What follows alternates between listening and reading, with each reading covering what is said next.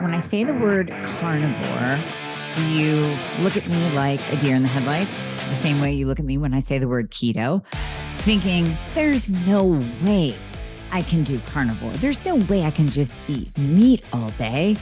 And then what's the point? I've heard that it increases cholesterol. I heard it's not good for you. I heard that it can cause heart attacks. My doctor told me to avoid red meat. Dr. Lisa O and I are going to collaborate once again and bring you some anecdotal evidence of the carnivore diet and how you can use it, maybe not long term. So don't let it get stuck in your head that this is something that you have to do forever. Maybe it's something you're going to want to do forever if you feel like a rock star. But we're going to go through how you can use it to possibly lower inflammation, lower Hashimoto antibodies, kickstart some weight loss, discover food allergies or intolerances without spending boatloads of money on bullshit food sensitivity testing. Dive into this episode. It's nice and short. Dr. Lisa tells you about her experience with the carnivore diet. And this is really going to give you some tips and tools and real advice on how to implement the carnivore diet into your life, possibly short term, to get some really quick wins. So enjoy the show. So this is going to be a game changer for you. And you can probably hear the excitement in my voice. The latest introduction, the latest member of the family to the Fixxr line is Metabolism Fixxr. And this, oh my God, I formulated this just for all my people out there that need to lose weight, that need help in the weight loss department, that can't lose weight no matter what they do, that feel like they have a slow metabolism, and that might be thinking of trying all those peptides out there, you know, the Beverly Hills soccer mom drug of choice for weight loss peptides. Or even if you're on them already and you're like, man, these are really expensive and I'm still not losing weight, add in Metabolism Fixxr. Here's what I did. I took the power of T2, which increases your basal metabolic rate while you are sitting there watching Netflix. You're burning fat while you're watching Netflix. I combined it with a very unique patented ingredient called Suppressa. Suppressa has multiple clinical trials backing its efficacy in reducing your appetite, decreasing snacking, and providing way more control over your food intake. It is amazing. We also see improved emotional well-being, just decreased food cravings all around, reduced hunger, and weight management. Add on top of that, we have green tea extract, we have purple forest purple tea extract, both of which affect the metabolism in a very positive way without the jitters of normal fat burning supplements out there from the 1980s and 90s, right? The ones that made you feel like you're having a heart attack. You will not have that in any of my supplements, Thyroid Fixxr or Metabolism Fixxr. But Metabolism Fixxr, ooh, yeah, we kicked it up a notch. It is in powder form, so you can drink it through your day. It's going to flavor your water. We got orange crush and refreshing citrus. I love them both. It is going to keep you under control all day long. So you throw a couple scoops in your water bottle in the morning, throw a scoop or two in your water bottle throughout the day. You will have fat burning and appetite control the entire day for what? An eighth of a price of the peptides? Oh my God, you can't go wrong. So grab some Metabolism Fixxr today. Please let me know how you do on it. I am super excited for you. Super excited. Hey, welcome back to the show. Dr. Lisa here. I am with Dr. Amie Hornaman. We have been traveling. We're at a seminar the last few days. We have a little bit of time and decided we're going to do a mutual podcast together. Because we just love doing this and we both think the same way. So today we want to dive into, well, a couple different things, but I want to talk about carnivore as it relates to Hashimoto's because Dr. Lisa has actually been doing carnivore. And I think when you say the name, even when you say keto, people look at you like deer in a headlight look. Like, I don't know if I can do that. So I really want to break down the myths and tell people how they can effectively use it to get a body transformation and maybe even an antibody transformation.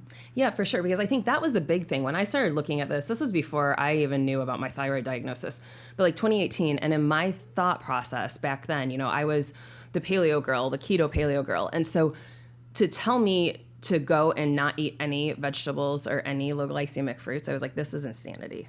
And then I just started digging into the research and was like, oh, wait a minute, this is pretty spectacular. So I did a little stint in 2019 and saw amazing results with it. And so I love that people are looking into it now. Right? Yeah. But it is, like you just said, I mean, I get we talked about this a lot this weekend. I get feedback from my patients when I talk about changing nutrition. They will literally like put up their hands and say, stop, I know you do keto.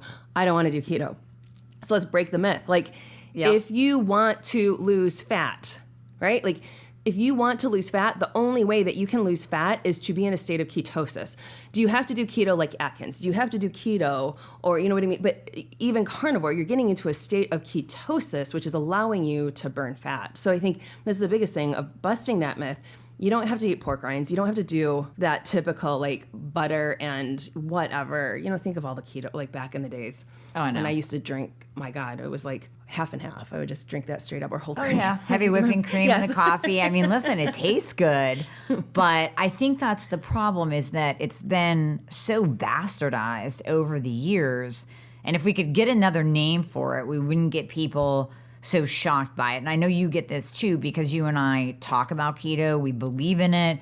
We deal with a lot of insulin resistant patients. And listen, the bottom line is, if you're insulin resistant and you're eating a vegan diet, a vegetarian diet, a high carb diet, it's just going to raise your insulin even further. It's not going to help you. So I think we see so much of that's why we talk about it. Mm-hmm. And then we kind of get labeled as, oh, you only do keto with your patients, you only do carnivore, you only do low carb. And that's not the case. But if you fall into a category that we're going to talk about today, like insulin resistance, like inflamed, like Hashimoto's, autoimmune conditions in general, then this is something that you might want to listen to and take notes and implement in the way that we're going to tell you how to implement it. Absolutely. And I think that's the key note. Like, inflammation is the underlying, it's the underlying disease of everything.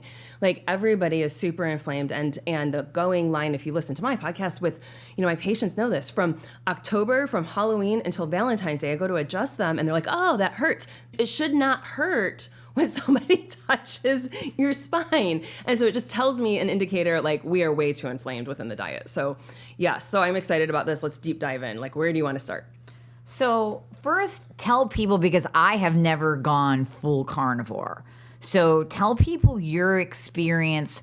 What did you eat in a day? What did you feel? What did you experience? Did you lose weight? Did you feel the anti-inflammatory effects of carnivore? And just give your experience. Yeah, you know, it was crazy, because I remember I was sitting, oh my gosh, I was traveling with another colleague of mine, and we both just started talking about, and I don't even remember why I decided to try to do that. It was, you know, that thought process of like, do I dare say that this is what I'm going to try to do? And so I remember looking at her and I was like, I think I am going to try, this might sound really crazy, I'm going to try carnivore. And she's like, oh my gosh, so am I. And so there was a group of us that all did this together. And so literally what I had started out in the mornings is I threw butter in my coffee along with collagen, or like it was a bone broth protein. So I did that because I was working out in the morning. And so I wanted to add in some sort of protein with that. And so that's where I did that. My meals, I mean, it was, I did a lot of ribeyes. I did a lot of just straight up protein that way, a lot of bone broth. And I'll be honest, because I know people always say you need to do a bunch of organ meats. I hate, organ meats. Yeah. Like, I go back. Yeah, it's bad. It's bad. I just, it's like the scar from childhood. I remember when my mom would cook liver and I'm like, I can't do that. I can tell the smell. I don't want to do that. So I do my organ meat capsules through different companies, right? Like, I buy those capsules. I'm getting those nutrients that way. And I documented it within my Facebook group. And it was funny because people were like, this is crazy. It looks like you've dropped a ton of weight, but I hadn't at that point. It was just the inflammation. And I remember pulling a picture out from when I was in chiropractic school. And I literally weighed less in that picture, but the picture of me 20 years later, at that point, because I had gotten rid of the inflammation, it looked like I was 30 pounds lighter. It was the fact of, and I just remember looking at that picture of that 20-something-year-old girl who was eating gluten, that was doing everything. I was on Weight Watchers at that point. I had reached my goal weight within Weight Watchers, right? So I know exactly how much weight, where I was, but I was so inflamed. And then, to be honest, I couldn't knock myself out of ketosis. it was at that point, I was several weeks in, and I was like, okay, great experiment. This is amazing. And I started laughing with my friends, because every woman that's out there, like, we know we lose our fat, like, primarily in our boobs straight up. And I was like, I got to stop. Like, this isn't cool. The good stuff goes first. The bad stuff goes last. So, I mean, I remember having a sweet potato trying to knock myself out of ketosis. And I was still in ketosis the next morning. And I was like, wow, this is amazing. I'm really in a good healing state right now, that even my body, and that's the metabolic flexibility that we want to have. Yep. Right. That's what I talk with my patients about. We've got to be able to be metabolically flexible. And so to be able to eat good carbohydrates, and be able to get right back into a state of ketosis where you're burning fat for fuel versus always relying on the sugar for fuel. Right. Definitely. So that's where I was at. I always started out my morning with some sort of fat and some sort of protein. And then throughout the day, I mean, I started it to test food sensitivities for myself. My gut sense was like, oh my gosh, what if I'm allergic to coconut oil? Because I eat so much coconut oil. So I went really strict and took it all out. Obviously, I still drank my coffee, but it was clean, super good, great coffee. I didn't even do eggs at that point. And so that was after I had gone through this for several weeks, was when I started adding in different things, one at a time, to see if I responded with any negative effects. And I was so glad when I ate an egg and I was okay. And I tested that for several more days, you know? So that was my primary thing of testing food sensitivities, is why I actually did it initially.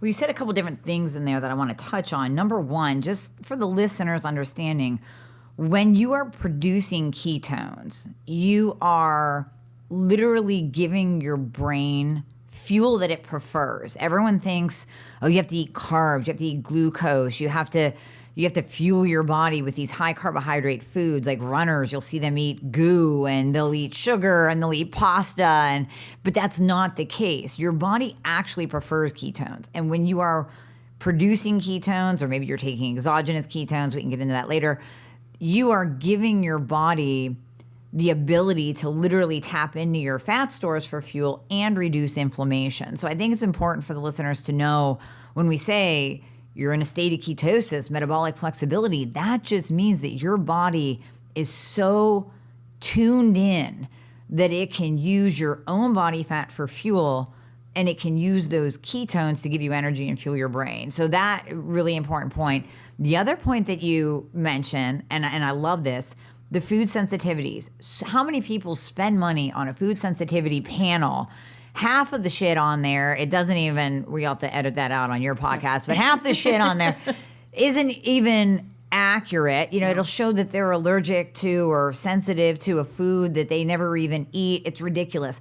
How about this? How about you save some money? You do carnivore, you do nothing but nice animal protein with amino acids in it, and then you add in one thing at a time. Maybe it is eggs, because eggs can be inflammatory for some people. You add that thing in one at a time, and you're going to know what you respond to, what creates inflammation, what makes you feel like garbage, and there you go. You just saved a boatload of cash. Yes. Not doing a food sensitivity panel. Well, and what I found, and you probably have seen it too, where people will bring in their food sensitivity tests and they're like, oh my gosh, I'm allergic to avocados. I eat avocados every single day. I mean, it's one of those things that if you're giving your body something all the time, maybe there is the sensitivity to it, but is it really an allergy at that point? Or is it just because you had an avocado yesterday and it's showing up on the test? Like, there's so many unanswered questions for me on these things. And so that's where I am always that person. I'm like, let's just go back to the basics, right? Like, let's clear this stuff out and see where it is.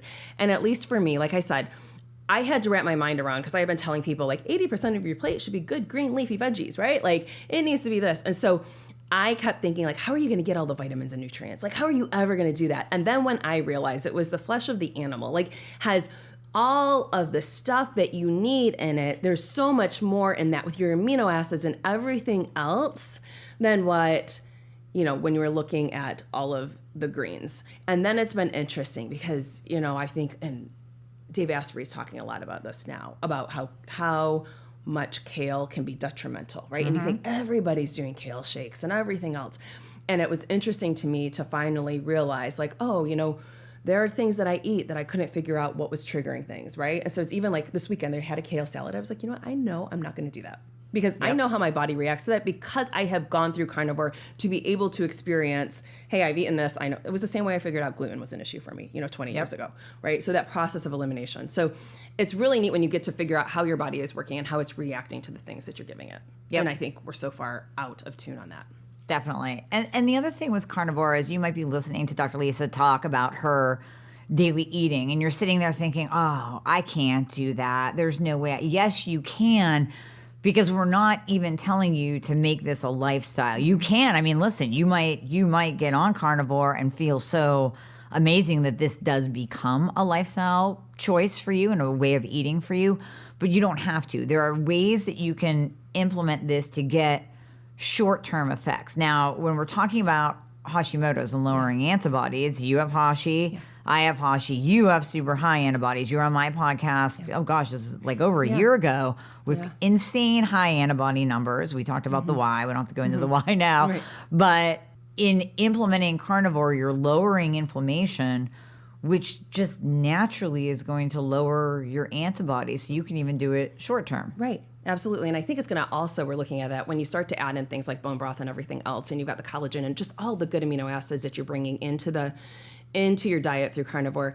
Now you're giving your body the building blocks to really get in there and heal the gut. And we know so often with Hashi, we've got really wrecked up guts, right? And so much, I think, even after the course, and you've probably seen it too, because I know over the course of the last however many years, if people actually had that virus, they've all noticed different changes afterwards. And I think there's got to be something, and maybe we'll find out 5 or 10 years down the road, but it's obviously affecting the immune system, all sorts of things at a different level, right? Because I've seen a lot of people just where they're like, I've got this gut issue, like it just, wherever. So that's just a little sidebar, but it is. So you're being able to help heal that gut, which then I think also in turn is helping to decrease some of the antibodies. And this is the great news, is that at least from where my numbers were, like I'm 75% lower now. So I'm excited on that. It's still higher than what normal should be. Yeah. But hey. It's coming down. Progress. Progress, not perfection. It's coming down. And when we look at the study, there's actually not a lot of data on carnivore and Hashimoto's, carnivore and autoimmune. There's a little bit, but there's more anecdotal evidence. I had a patient that I was working with a couple years ago who actually came into my program already on carnivore.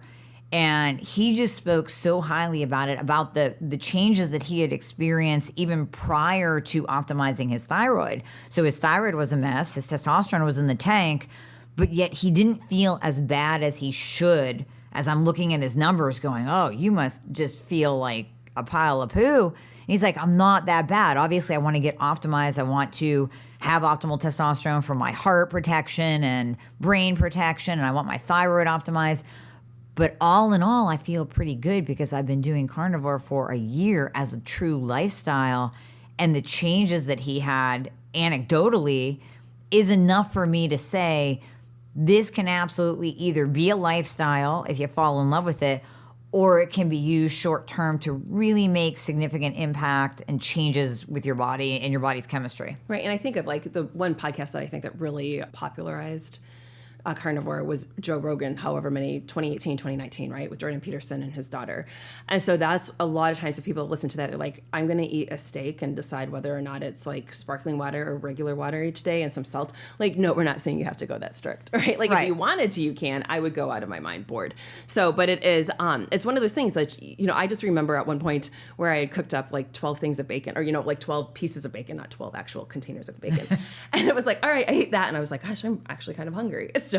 So it's enough where you can look at just to see how much, protein you're getting each day. Like I'm sure you're telling your listeners the same what I'm telling my listeners, like we need to be having adequate protein. I think that's the biggest thing, especially with women. We are not getting in enough protein. Not at all. And so this is such a great beneficial way to be able to do that. Yeah. And anything from the animal. I am the person that I am not a dairy fan.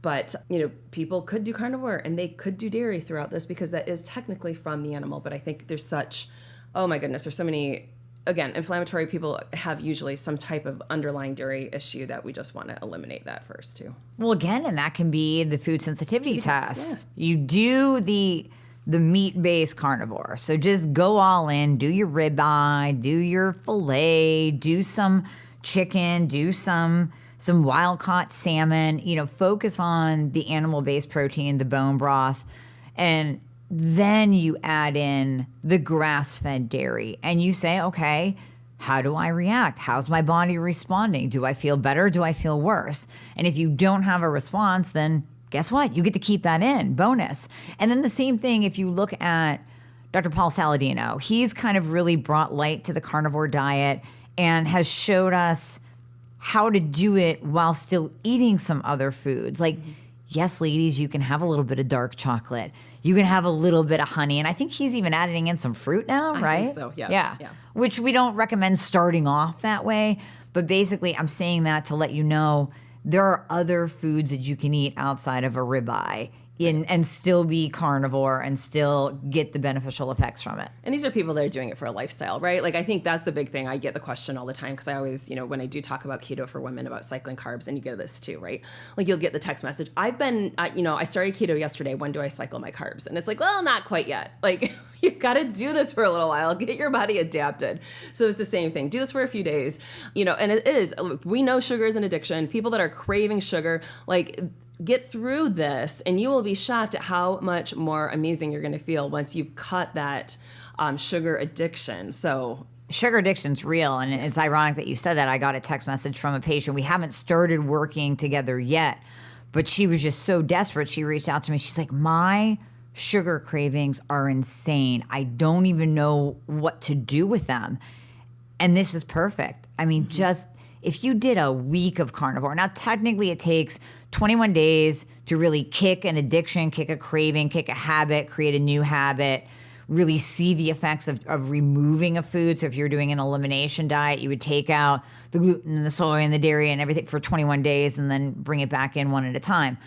But I'm telling you, if you did carnivore for a week, you're going to notice your sugar cravings go away, basically. So a really good friend of ours is implementing carnivore for her wedding coming up. And she mentioned the other day, she's been doing it like a week or two. No sugar cravings at all. None. Gone. So if you have that true addiction to sugar, and probably coming off the holiday season, you do. Or if you're eating like garbage, you do, because you're creating that addiction in you. This might be something to throw in. Yeah. Absolutely. I just think it's something, and especially as everyone's doing their New Year's resolutions, like let's take a look at it. Let's really figure out a New Year's resolution that's going to stick, something that can make positive changes overall. Like I said, food sensitivities, we're going to figure that out. Help decrease inflammation. Everybody is obviously inflamed. Help balance out your blood sugar. Like, that's the biggie, right? Obviously, and becoming more metabolically flexible. And there are some patients out there that maybe they have done a low carb diet. They've even implemented keto, and they're still not seeing the changes with their glucose, their insulin, their A1C numbers. And they're the ones that are kind of reaching for the new peptides, the Mounjaro, the semaglutide, the Ozempic, as a way to bring down their insulin. But let's face it, I mean, those are becoming really expensive. I did a podcast on it a few weeks ago on how the drug companies have figured it out. Then it's the Beverly Hills soccer mom weight loss drug now. And so now it's almost unattainable. And a lot of people don't want to use a medication. They don't want to use a peptide they have to inject into them. So this is a great way to really kick that insulin down, kick your A1C down. Because as I always say, the fastest way to age, keep your insulin up. The fastest way to just walk around inflamed, keep your insulin up. You do carnivore, you bring that insulin down, and now you have more, like Dr. Lisa said, metabolic flexibility. So yeah, you can go on vacation and come out of that state of ketosis and come off your diet and have a little bit of fun. But guess what? You're not going to walk away from that vacation 20 pounds heavier, 10 pounds heavier. You're actually going to spring right back into your healthy, anti-inflamed state when you get back home. And also, like, let's face it, ladies. I mean, we all want great hair, skin, and nails, right? So if we're giving our body the building blocks for that, which are the amino acids, it's not going to happen overnight, but you're going to start seeing better hair, skin, and nails. I think that's what I always get, at least in my patients in my practice are like, what in the world do you do for your hair? I'm like, oh, I eat well. I mean, I also use my collagen, but obviously we eat well. That, your body is exactly what you feed it. So that's what I always tell patients. Definitely. Protein intake is huge for that. Amino acids that make up animal-based protein, huge for hair, skin, and nails. And just like you, I see so many women, I'm calling you women out, that are low in protein. You think that you're eating enough, and you're saying, well, I'm eating peanut butter. Well, that's not a protein source. Nuts are not a protein source. Beans are not a protein source. You need animal-based protein. That's what you total up. And I guarantee you, if you sit down, break out Google one day and actually pen and paper, write down what you're eating in a day and total up just the protein. Don't get into the calories. Don't even worry about the carbs.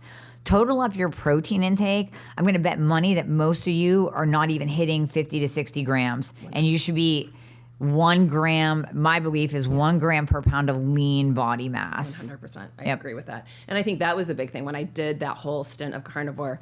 Like, I couldn't believe my calorie count was not that high. Like, you would think it would have been a whole lot, but it was because you were getting such dense food at that point, right? So I don't know. I would say, ladies, like, if you are trying to figure out if you feel stuck, I would totally just do this for a little bit and see how you feel, because you're only going to see some really positive effects overall.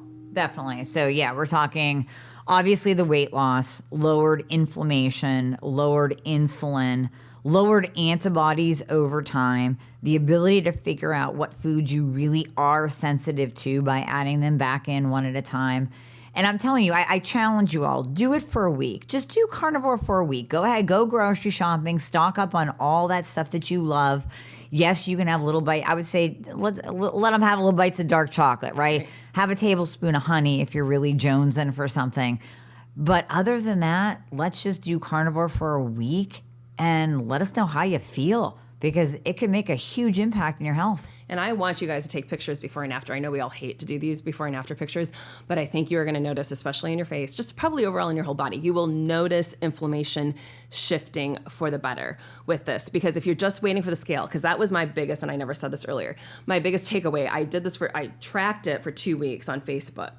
And it literally, I was like, I've lost 2 pounds, you guys, but it looked like I lost a whole much, so much more. So if you have a scale that's checking lean muscle mass and, fat mass, like, take a look, write all that stuff down, but definitely you're going to want to look at some pictures, because I don't want you to sit there and say, well, I did that for 7 days and that did nothing, because you can't realize, looking at your face in the mirror, what you look like last week versus today. Well, that was the same thing with our friend. We saw her this weekend. It was like, whoa, oh my gosh, you lost so much. She goes, really? We can tell because we can see it in her face and her body, everything leaned down and tightened up. She might not be able to tell if she's just looking at the scale number going, oh, well, it only moved a pound. But like I said, she also will say she notices a huge difference in how she feels, no sugar cravings. So it's only going to get better from there. Yeah, and sleep. I think that's a big thing, because I think there's so many of us women that have issues sleeping, right? And so that is one of the things that I have seen with patients where people say, I'm sleeping a lot better now. But it's also because your blood sugar is not spiking throughout the day. And so therefore you're actually healing throughout the night. Yep. So steady blood sugar. Anything else you wanted to say about it? Yeah, no, I think it's something that everybody should just actually take a look at and try. And I mean, just the same way with keto. I don't want you to sit there and say, oh, that's not for me. So don't say, oh, carnivore, that's not for me. Maybe it is. Maybe it's something you just need to try for a little bit. And it can't hurt to try for a little bit. The myths that you might hear, oh, I heard it was bad for my cholesterol. I heard it was bad for this. I mean, we can spend a whole other podcast breaking those myths. Yeah. But just remember, you're doing something short term. If you were a vegan for a week, I wouldn't like it. But if you're only doing it for a week to give it a try to see how bad you feel doing it, go ahead and do it. Same thing on the flip side with carnivore. Go ahead and do it for a week. It's not gonna. It does no harm. It's going to take you committing and really noticing the difference. Awesome. Well, I think this is great information. You guys shoot us any questions, and I really like doing podcasts with you, Amie. I know. We just drive together, so we'll be doing more of these. Just get ready, guys. We'll be doing more of these.